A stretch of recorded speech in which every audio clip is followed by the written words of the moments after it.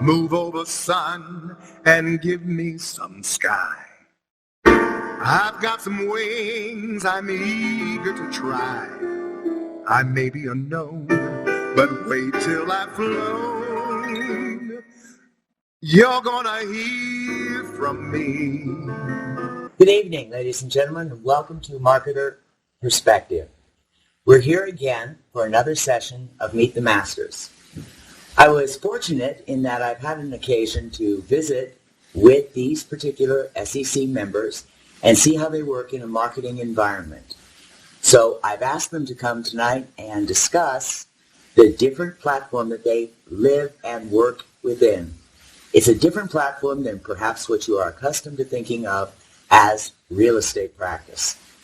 So to talk about those differences, I'd like them to introduce themselves. Let's start with you. Well, thank you, Maggie. I'm Strand with the Capital Companies from Newport Beach, California. And I've been involved in this business since 1968. And you're a member of? I'm a member of the Society of Exchange Counselors, yes. Okay. And next up? I'm George John Alanis with the company of the same name. I've been at it since 1960, buying and selling, helping people. And I come out of San Diego, California, and that area, and I cover the world. Now, I happen to know that's true. I've Yeah. seen you present property that is well outside of the U.S. People have problems in other areas, man. And I'm Chet Allen from Encinitas, California, which is San Diego County.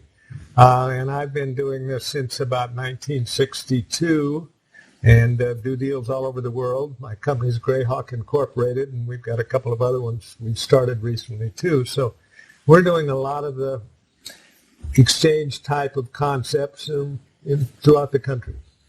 I noticed that today, each one of you presented more than one package in which you were involved as principals.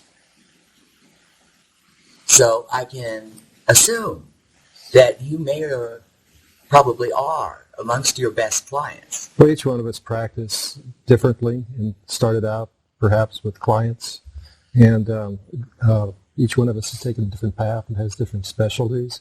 And I choose to be more of a principal in the transactions with various entities that I'm involved with.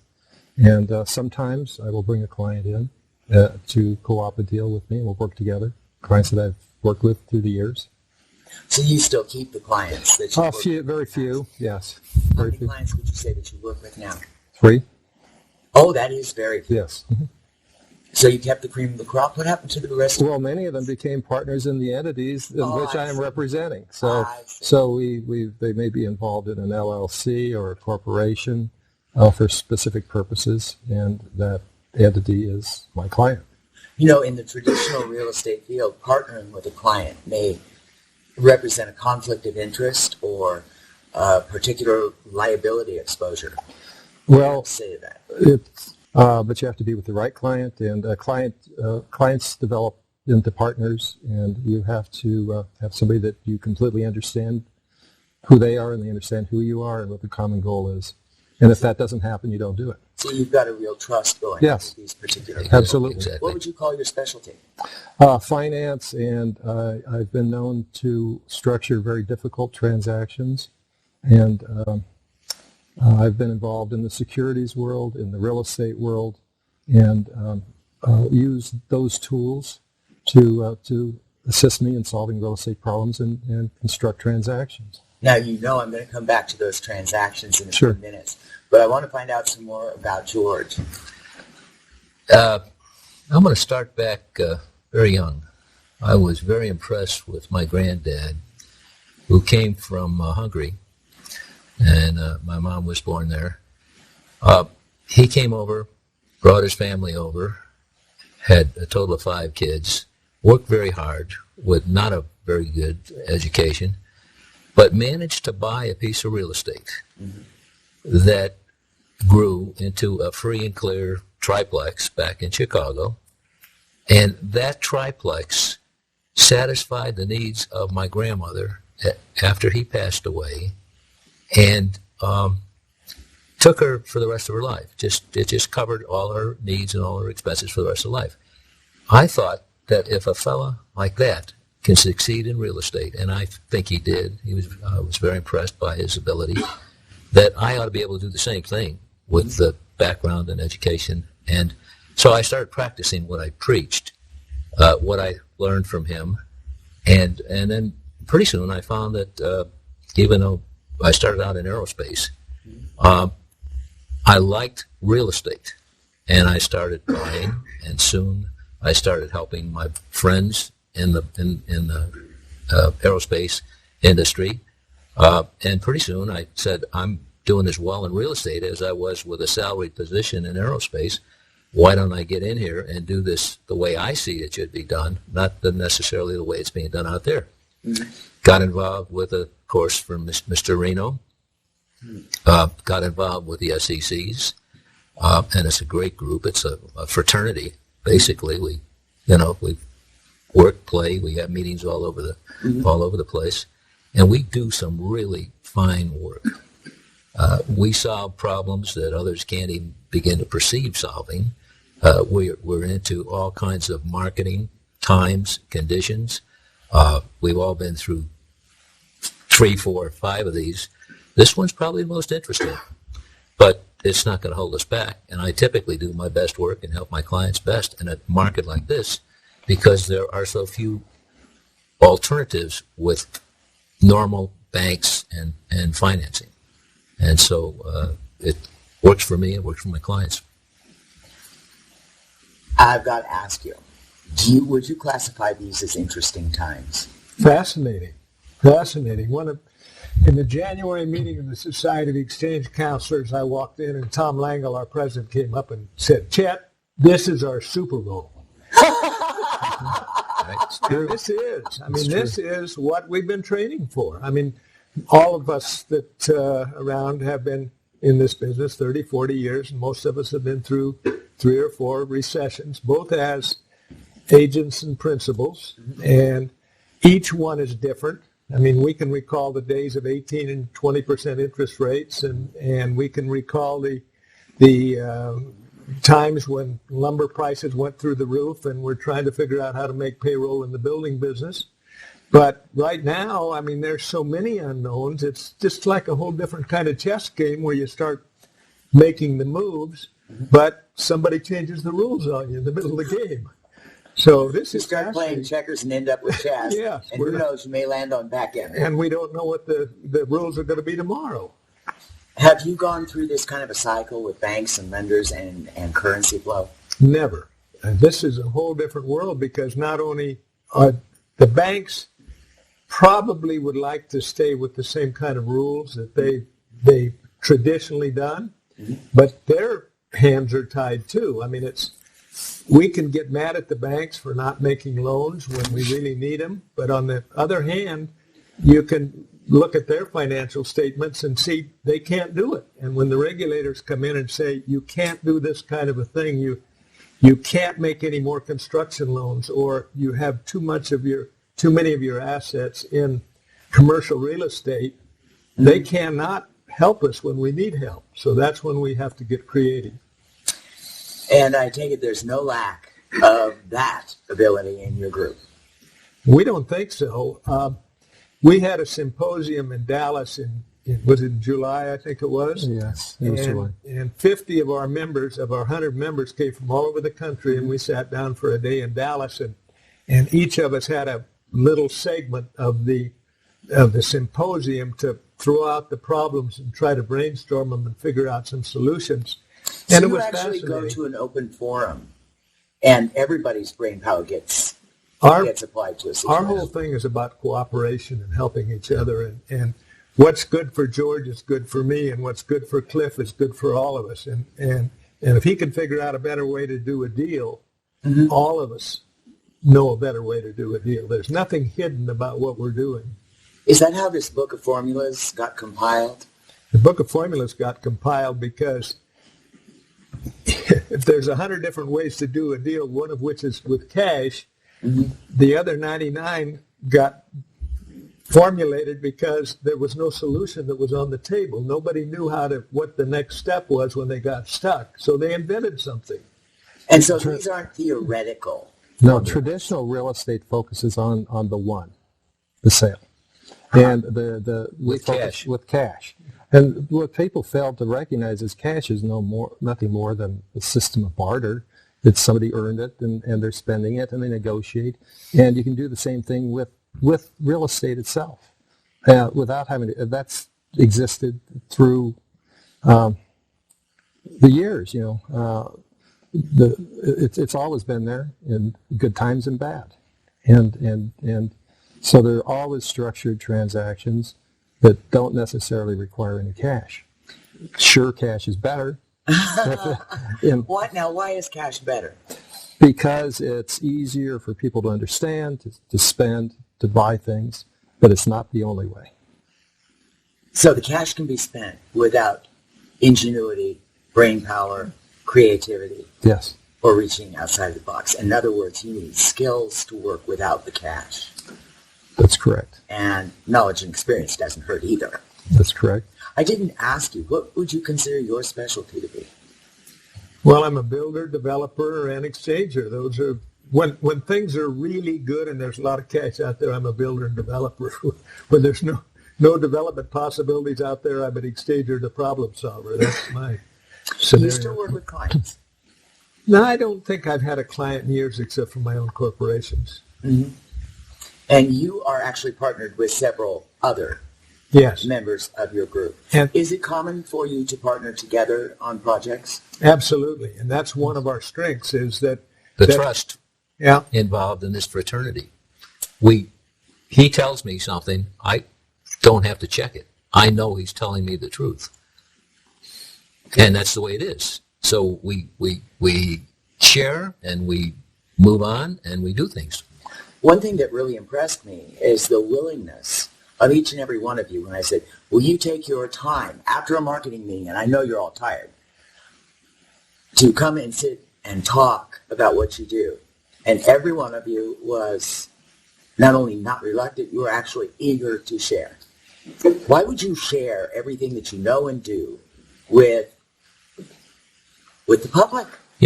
This is almost evangelistic because I believe so much that there are a lot of good people out there in the business that don't understand how to make it happen in this market. And if I can find somebody that can take a tip and help him or her go forward and close a transaction that they might not understand otherwise, or with my partners, buddies, SEC members, I'm anxious to do it because I know in the long run, any good I do is going to come back. And it may come back as a favor, it may come back from a call from somebody, a referral, and that's just the way we all are. It's kind of the policy, maybe unwritten, of the group. It's time to get younger people, new people. You look around and gray hair, and it's time to get a new generation involved. And we've been through a cash cycle where that new generation was making a lot of money, and now they aren't. So it's now time for them to learn how it's really done. Mm-hmm. And so we're here to stimulate that and educate people, as I know you are, and that's what we're trying to do. It's funny that you should say that, because when I got a real estate license, I was very young, but I was already a real estate investor. And I got a license so that I could have the first crack at the inventory. Surely all the people with the licenses were getting all the best deals. Well, I was very stunned to learn after the fact that about 2% of the real estate practitioners are actually real estate investors. That always has amazed me, yes, because it's out there. Stunning thing. That everybody that I see in the organization is actually actively investing, and not only that, you're primarily investing with yourself, your clients, your corporations, your entities, your holdings, each other. You are fully absorbed into the practice of what you do and living that life. It's a do as I do model.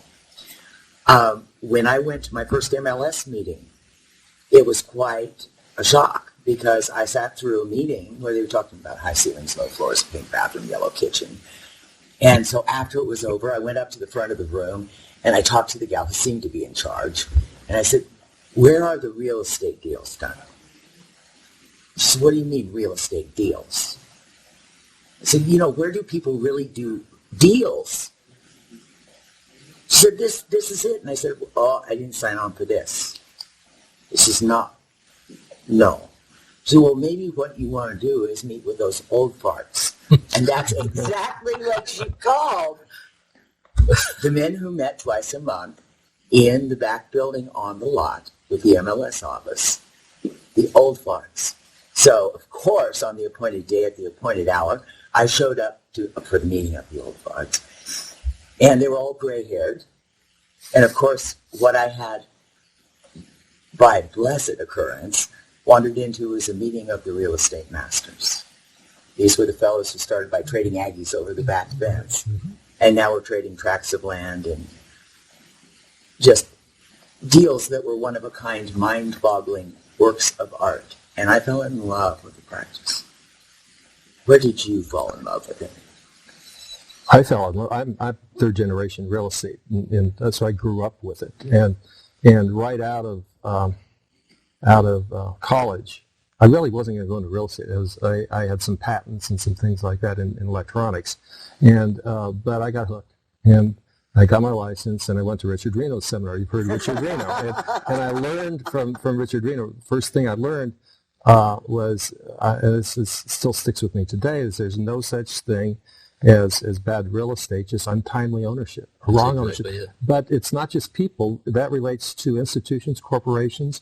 They don't belong owning something. They belong owning something else. They're in the wrong piece of real estate or the wrong venture. Okay. It's like when the music stops, sitting in the wrong chair. Yeah, exactly. Now, an example today about the young people, and I invited a younger real estate agent from South Lake Tahoe to the meeting that we had today. He went through the courses earlier in the week. And he's been trying to market a small mobile home park in South Lake Tahoe forever. And it's not selling, it's got vacancies. And so I said, come to this meeting. Come. And he finally did. And today he moved it. I mean, at the meeting, there was a structured transaction.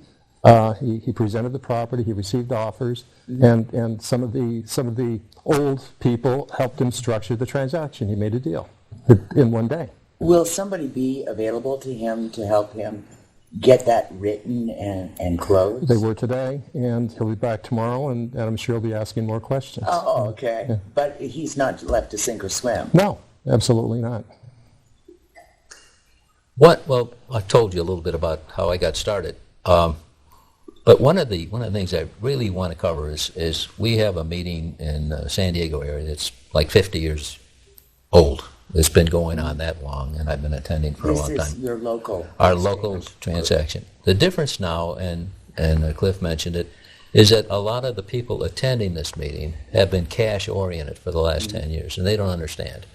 So they'll get up and make a presentation, and I'm not demeaning them by any means, because this is the way they are typically trained in residential real estate. But they come to the meeting, we ask them a question like, well, what is the equity? They don't know. They haven't asked. They haven't consulted. Okay, number two, what will they take? Well, they want all cash. Well, why do they want it? We don't know. I'm sure that gets you that deer in the headlights look that says, well... Then kindly we take them aside or suggest they go to a meeting or come to one of the NC meetings or someplace, one of your seminars, someplace where we can help them learn. You have an inheritance situation. A property is somebody passes away and you've got 3 or 4 kids and they all want cash. Well, maybe they don't. Maybe they need each to be consulted. And one might need this much, one might need that much, one might not need it at all. And so maybe what you do is you take a single trust deed back when you sell the property, you split it into 4 sections, 4 different notes with maybe different interests, different time frames, so they close at different times or pay off at different times, maybe even different interest rates. And then for those who want cash, you show them how you can sell the payments for a year or 2 or 3 and get the cash they need right now, still make the transaction, and everybody goes away happy with what they need. And you sell the property because If one you've of those done it with kids notes. Yeah. Is looking at going to college in 8 years, he probably would be just as happy to have the interest accrue on that note and then just be due or start. Sure, when you need it, About the it'll be time there. he goes to college. But people don't understand that you can always borrow against the trust deed that you take back. There's somebody out there that will give you maybe a discounted rate for selling 2 or 3 or 4 or 5 years worth of payments. Mm-hmm. And then they get the note back. So they ultimately, and they end up with the principal back. They end up with the principal, and as far as I know, it's not taxable until you take the note and actually pay it off. And this is just one formula for helping solve a problem. It's just but that's one of the common ones today because the new people in the business, they don't know and they don't understand that cash is available in a transaction by doing something creative. Okay? Okay, now, you guys, every one of you, has mentioned that you went to the Richard Reno course. How long was that course?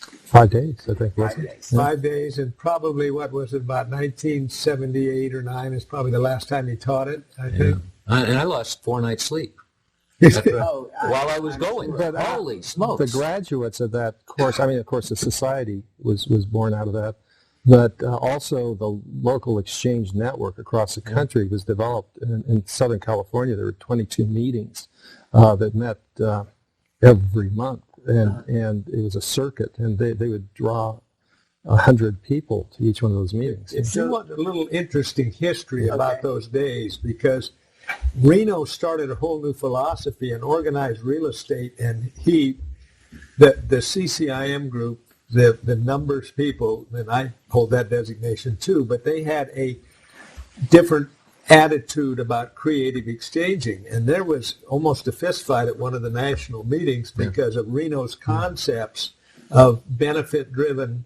real estate, and we're working with the people, not the property, and so that concept was very revolutionary in the 60s, and it was kind of a almost everything was revolutionary in the 60s, I think. But he was a rebel within the industry even at that time.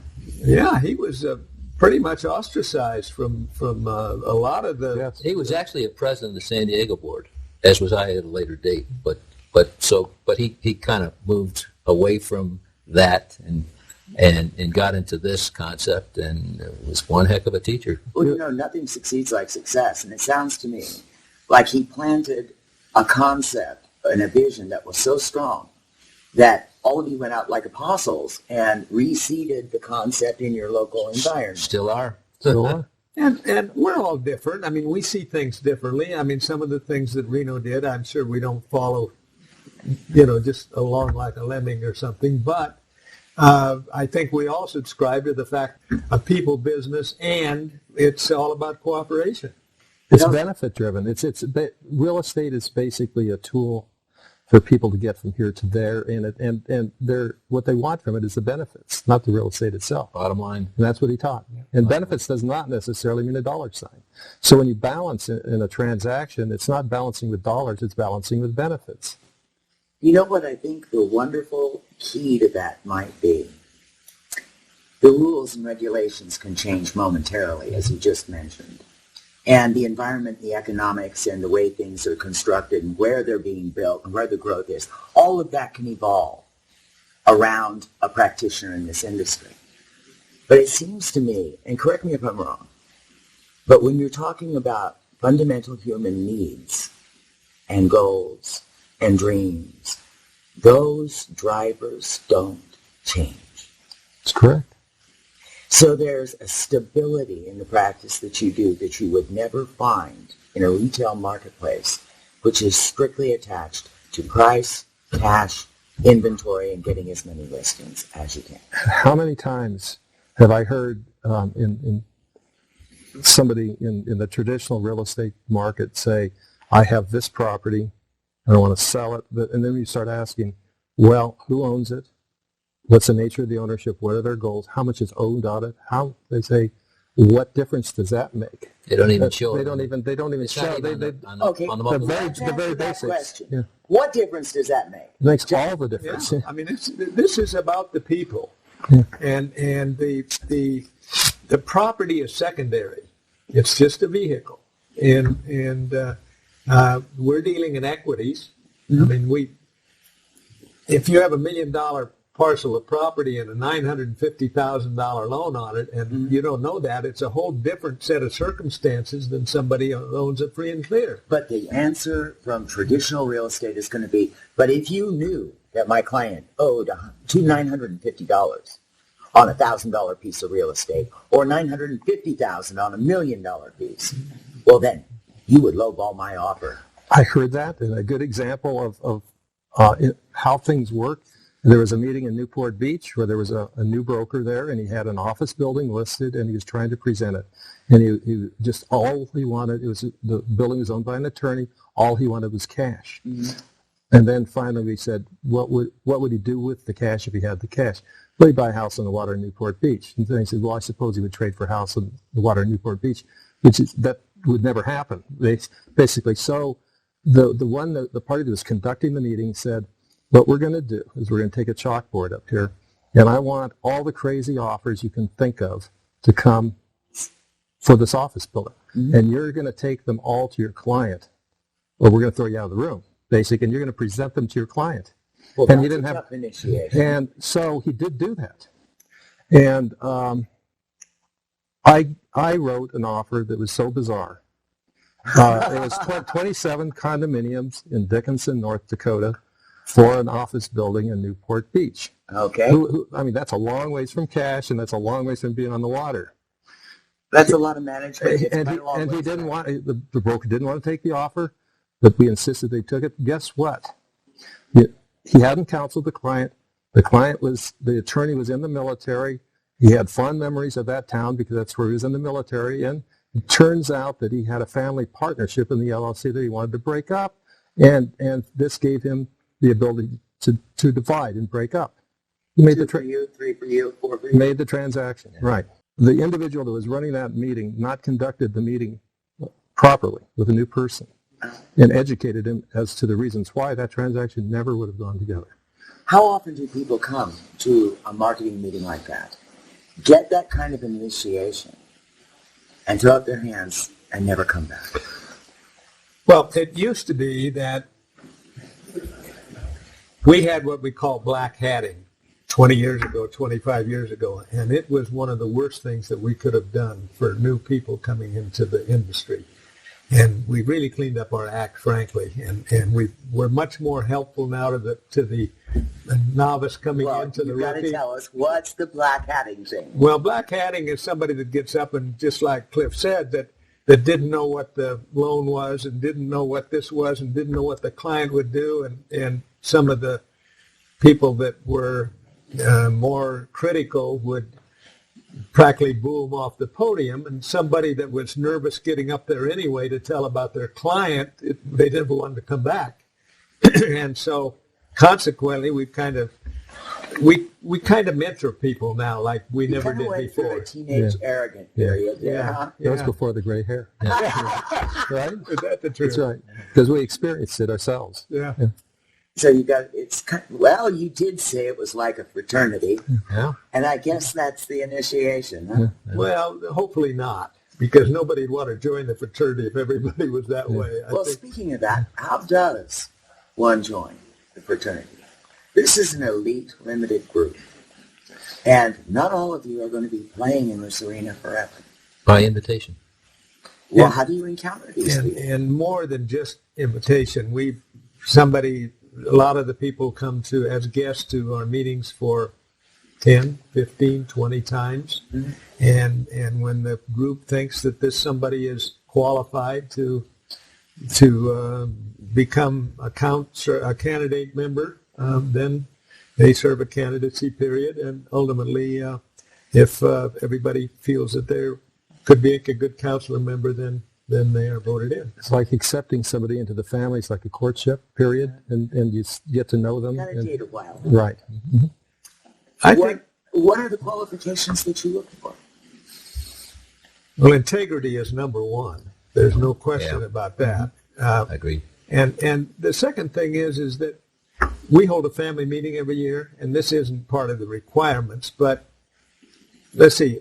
How many of you, everybody's kids have been to the families Yeah, meeting? In yeah. fact, we've got a whole generation of young potential members now that grew up coming to the family meetings. Yeah, it's a special one in the summer, and the members are the only ones that get to come. We don't have guests. We have some sons and daughters of members that are members. Yeah. Oh, yeah. You know, it's interesting. I've talked to a couple of the masters. Mm-hmm. They said, well, you know, my kids don't want anything to do with real estate. And it shocked me because it occurs to me that frequently the children who are blessed to have people who are such marvels in their industry, these are the people who have the answers to the questions that everybody has. It always stuns me that the kids don't know what a gift they have under their own roof to the extent that they don't even want to be in the same industry. Isn't that typical of any child with what their parents do? It is amazing. Let me tell you a story. His son is working with him as close as anything, and we're working. When we start to make a deal with Cliff, we go through his son Mike, and they end up working together. Right. I tried to get my son involved, and he said, Dad, he said, I can remember when you closed that big deal and you bought Mother a brand new Mercedes 450 SL and you bought that new Cadillac convertible. And I can remember a year later when you couldn't afford to put tires on that car. He said, I don't think I want to be in that business. So that was a very interesting dynamics of my family. How is it that part of the message of possibilities gets lost in translation when it goes home? Because exactly with the example you gave, most wage earners, the breadwinners of the family, will never see the possibility of putting the Mercedes in the driveway. Mm-hmm. They live the reality of the saving up to buy the tires for the car. How is it the upside is missed somehow? I don't know if that's generic or... Everybody wants security, and so everybody has a different motive. Not everybody's entrepreneurial. And so I guess it's that entrepreneurial aspect and the fun part of it. First of all, they have to understand. I don't think any of us are in it to make a living. We're in it because we like doing it, and it's fun. You fell in love Yeah. with your career. Sure. When I think back, I've been selling all my life. I delivered Do you newspapers. call what you do selling? I did. I've delivered newspapers and won contests for new subscriptions, and I've always had something going. And I learned that if I wanted something, I didn't go home and ask for it because there wasn't anything there on the table for me. If I wanted it, I needed to go out and work. The good old So I've got a work ethic, and it's still there, and I love what I do. And if you think about it, very few people in the world can really actually say that. I can, and these guys can, because none of us have to do this. I mean, we could have all stopped a long time ago. But it's interesting working with new people and new ideas and solving new problems, maybe some that haven't been around for a while or have never been around. We encountered one at our shop. Yeah. Where I had an agent discover shortly before close of escrow on a 27-parcel transaction with various improvements on them that they'd all been deeded to Jesus Christ, care of God, and literally, Okay. which means title had an issue. Yes, I would think so. But getting the signature on the grant deed was going to be a problem. So there's right. always something new. Yeah. But at the core of everything, you all found this particular way of practice. Would you change it? No. No, not at all. It's way too much fun. I mean, you start out, exchanging is different than a buy-sell. In a buy-sell, it's just rote. You've done it before. You go out and you find a buyer and they do this and that. The other thing. On exchanging a difficult property, it is an adventure. You don't know where the pieces are going to go. You don't have any idea whether it's going to be a two-way, three-way, four-way, five-way transaction. You don't know whether you're going to run into how many aircraft wings or Lockheed's going to be buying in order to tenant to get some credit to make a deal work. There's just some really strange You guys are stuff. playing Legos. You come to a meeting and you never, things happen that you never anticipate. Just yesterday, Chet and I and a few others got involved in an opportunity that we discovered because we were having coffee and we didn't go to South Lake Tahoe. The weather was so bad. Yeah. And so it involved a city that had a problem, and Chet knows development, and somebody else knows syndication, somebody else knows hotels. And so we put together a plan, and we're going to move on it, aren't we? Yeah, we are. I get the feeling a deal just got cemented right there. No, it got cemented yesterday, Yeah. and it took us. We all had to trust each other. We all knew what the other strengths and weaknesses were, and what roles we would each play. Mm-hmm. And we think we've.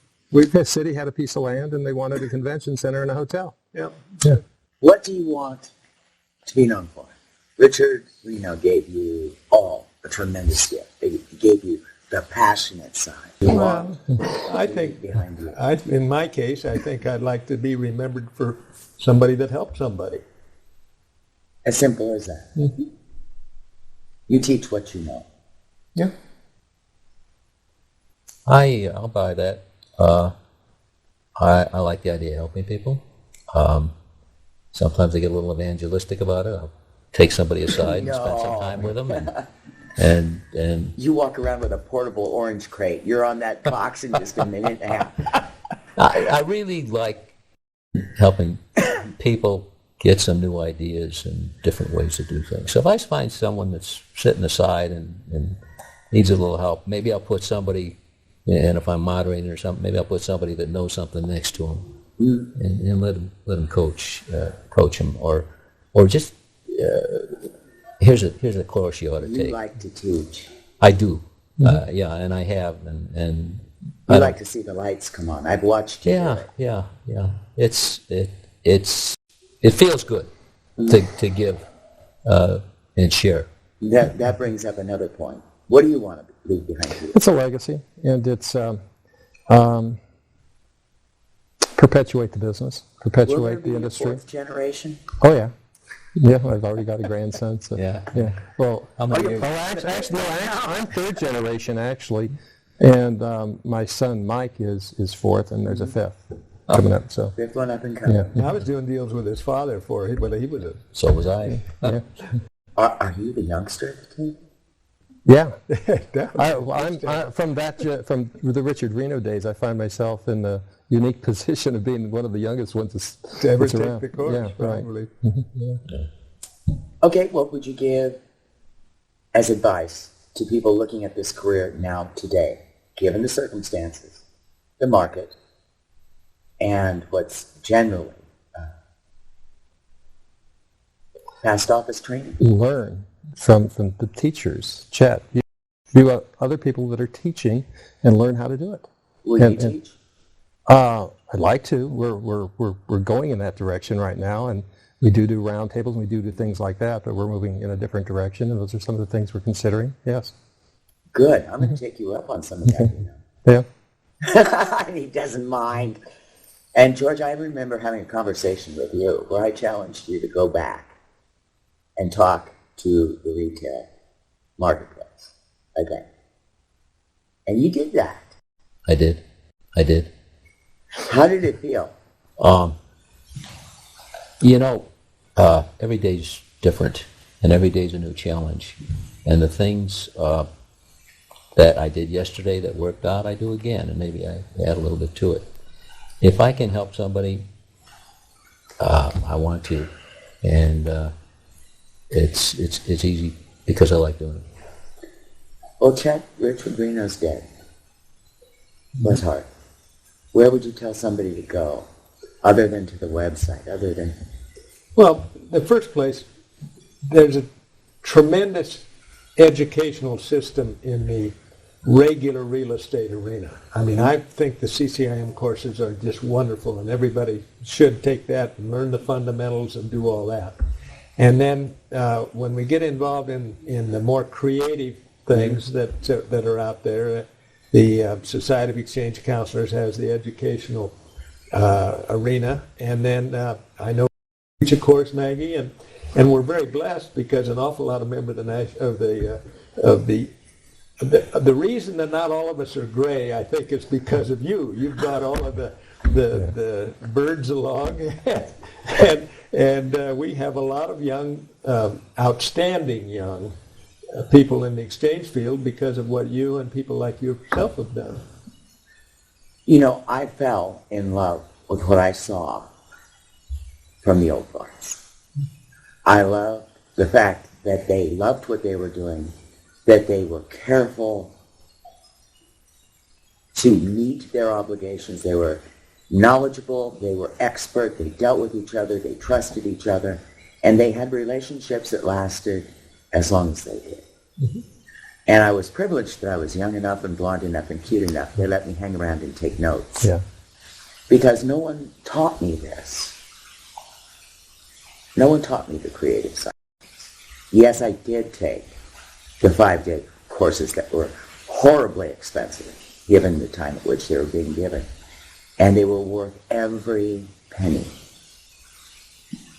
But in this business, it's been my experience that I learned from you, and then you go and do, and then come back and ask questions of you. It's the shared mentorship, support,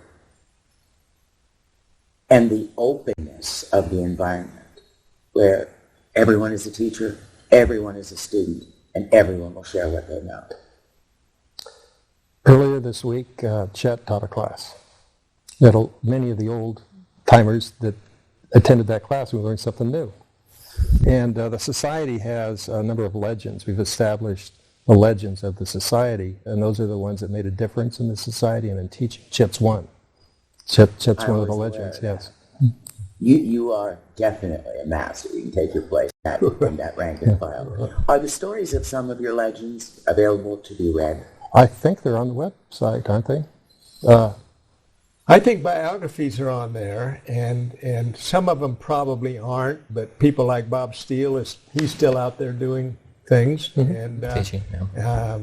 Unfortunately, Madge has had some medical problems, so she isn't at the meeting, the meeting we had at your place. We brought Madge in. Yeah, Madge came in, and Madge has had a stroke, mm-hmm. and she's not very ambulatory. But she was one of the people that used to put together she and Bob Steele used to put together 3-way exchanges once a week. They would put them together in Newport Beach. And she was sitting there, and she wrote me a note in the middle of the meeting that said, I may be sick, but I could see at least 3-way exchanges there, three-way exchanges. I may be sick, but I'm not blind. I can That's see. right. That's right. Well, we're in the middle of a maelstrom. Headlines are screeching. This is as worse as it's ever been. This is Armageddon financially. What do you see in the future? I see more of the same, but I think some of the things that we can do to help those people in real estate that need to move are pretty simple. And that is to lower their expectations for cash transactions. Now, the traditional brokerage, that's what they're after. They don't know, and they don't know they don't know. And that's unfortunate. But if clients don't understand that there are alternatives that will work and solve their problems by taking back private financing. Forget the banks. Forget the need to refinance to generate a pile of cash, because cash is available with the paper they take back, the trust deeds they take back. By selling payments, we talked about that. But the brokers who are representing them have to understand that and work in that direction. And not many of them are getting that kind of coaching from their bosses in traditional real estate. If we do anything to help the real estate industry resolve its problems of slow sales, I would say that would be the one thing, at least the most important thing as I see it, to help remedy that. Get off the cash wagon and get real. It's not going to sell for all cash. It's going to sell, but it's going to sell easier if you agree to do some creative financing. Would both of you agree with that? Yes. That's the place to start? I think that to some extent, when you ask the question, it's the media hasn't helped. and it's perpetuated the downward spiral maybe more than it needed to. And the good news is that the market that we function in has been always there and going on in good times and in bad, and the rest of the people don't understand that. And cash, people do things with cash. That's why they want cash. They really are going to invest it to get income, or to buy a toy, a boat, or an airplane. You can do that with real estate, just like you said with the note. If the person was really going to take the cash to go and invest in the market, or buy an annuity or something, they got the best annuity in their own property on the note. Yeah. They become why the bank. take 2% at the bank? Yeah. When you can do 7 or 8%? Or But I don't think the bottom has hit yet. In certain markets, it has, and it's recovering, I think. Others, it hasn't hit bottom yet. I get emails from the gloom and doomers who say that the whole monetary system is going to tank, and the banks are all going to fail, and the dollar's not going to go anywhere. And then I read in the optimistic side that, well, it's almost over, and by the end of 2010, everything's going to be wonderful again.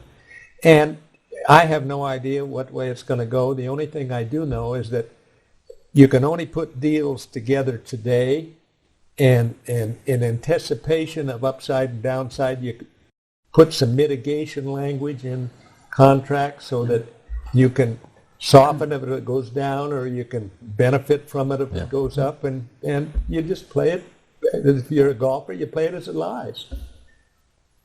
That sounds like such a simple thing when you say it that way.